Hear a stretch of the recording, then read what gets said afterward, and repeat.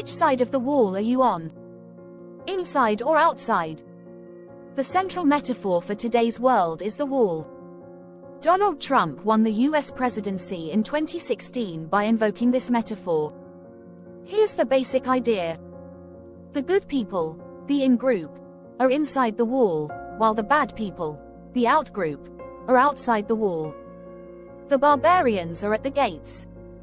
We must hold what we have. We must protect ourselves against the threat. This is the mentality that drove Trump's victory.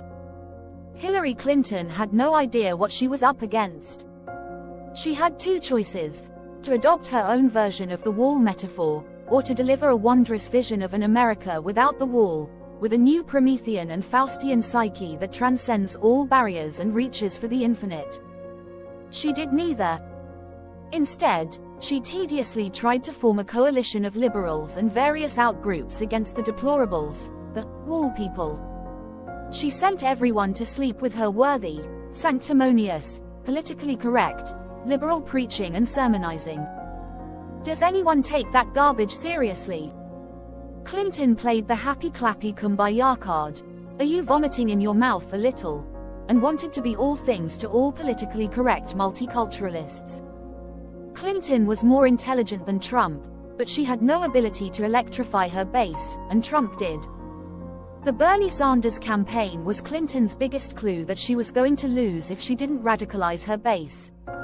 She failed to understand what the Sanders insurgency, led by enthusiastic millennials, signified, and she did nothing to change her campaign style and message. The UK's former Prime Minister Tony Blair travels the world saying that politicians can only win from the centre. Those days are long gone. The centre is where you are guaranteed to lose. We have entered a new world of total polarization. When a bland liberal confronts a radical zealot, the winner is no longer the moderate. This is the age of the extremist. All of the love and lighters and living in a fantasy land. Get real. This is the world of hate and darkness, and the love and lighters, as the constant trolling proves, are among the worst offenders. That's cosmic irony for you. Love and lighters have no self-awareness. Like Christians, they tell themselves one story and see themselves in one light, while in fact behaving in the exact opposite way. The Christians say, turn the other cheek, even while they are hell-bent on savagely extracting an eye for an eye and a tooth for a tooth. The love and lighters in reality preach a message of total darkness, a message of ignorance, relativism and subjectivism, summed up by the ludicrous doctrine that everyone has their own path and their own truth. This means that they support Donald Trump and the Islamic State since they're in no position to claim that anyone is wrong if the truth is merely in the eye of the beholder. When, by your own doctrine, you express your unconditional love for Donald Trump, a person of absolute hate, the perfect antidote to the woke nutcases. What does love then mean? It means that you love hate, which is basically where love and light ends up.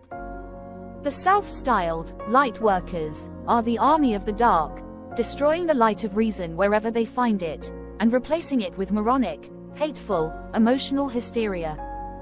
Terence McKenna, much beloved by all love and lighters and hippie new agers and psychonauts, said, "The great evil that has been allowed to flourish in the absence of mathematical understanding is relativism." And what is relativism?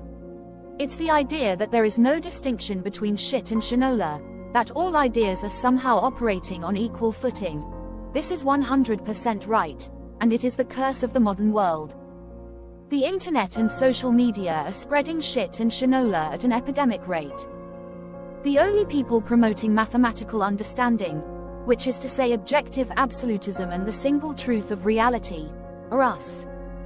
For our efforts, we get relentlessly trolled by all of the subjectivists and relativists.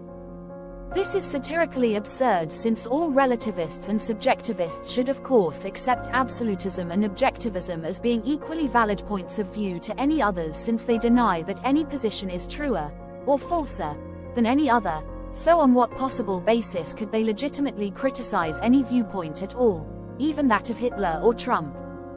They have denied themselves the right to engage in debate and criticize anyone, yet that's all they do. These people are entirely irrational, and more or less insane. They are the people that tolerate intolerance, which means that they themselves are intolerant. The only people fighting intolerance are those that refuse to tolerate it, and that means passing judgment on every belief system, every religious, political and philosophical system, and determining whether or not it is compatible with tolerance. Is any part of the Abrahamic worldview tolerant? If not, Abrahamism must be smashed to smithereens. The world we live in today is best captured by W.B. Yeats in his dazzling poem The Second Coming. Here are a few key lines. Things fall apart. The center cannot hold. Mere anarchy is loosed upon the world. The blood-dimmed tide is loosed, and everywhere the ceremony of innocence is drowned. The best lack all conviction, while the worst are full of passionate intensity. Who's more passionate than the Trumpansies? They are frothing at the mouth. They have unleashed the blood-dimmed tide. Sieg Trump, Heil Donald.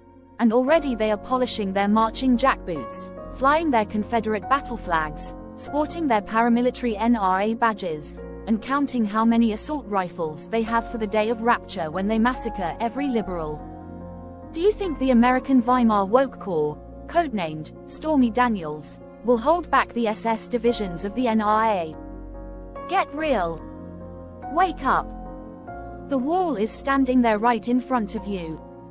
Are you inside or outside? Are the barbarians outside the gate, or are you the barbarians? If you want to be on the side of the smart, cool people who know where it's at, join the Illumicoi. Where else could you find Yeats, McKenna, the Weimar Republic and Stormy Daniels all referenced in one video? Get up out of your seats. Become passionately intense, full of incandescent certainty. If you don't, your enemies surely will. You can't hide from life. You have to choose. So, which side are you on? Make your stand. Raise your banner. Show the world your true colors. Stand with the Illumicoi against the dark army that see only walls, and want you to be outside their walls, or, alternatively, inside the walls of their prisons. Freedom is not given. It is won. What are you doing to win it?